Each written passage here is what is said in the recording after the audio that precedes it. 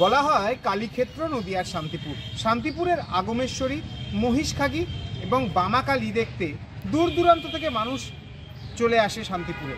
নিরঞ্জনেও থাকে বিশেষ চমক।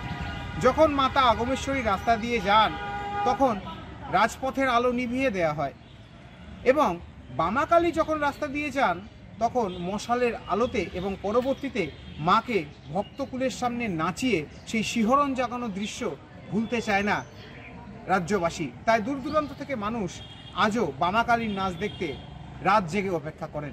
অপরদিকে শান্তিপুরের আরও এক জাগ্রত মা কালী মহিষখাগি, তিনিও কিন্তু দেবী হয়েও রীতিমতো এতটাই জাগ্রত যে ভক্তদের কাঁধে করেই এই নগর পরিক্রমার মধ্যে দিয়ে তিনি কৈলাসে যাত্রা করেন।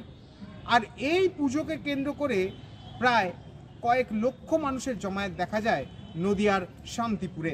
কালীক্ষেত্র নদিয়ার শান্তিপুর শুধু নয়, এখানে শাক্ত এবং বৈষ্ণবের মিলনক্ষেত্র বলা হয়। তাই এই মহেন্দ্রক্ষণের সাক্ষী থাকতে ৮ থেকে ৮০ সকলেই ভিড় জমান, এবং প্রশাসনিক তৎপরতাও থাকে চোখে পড়ার মতো।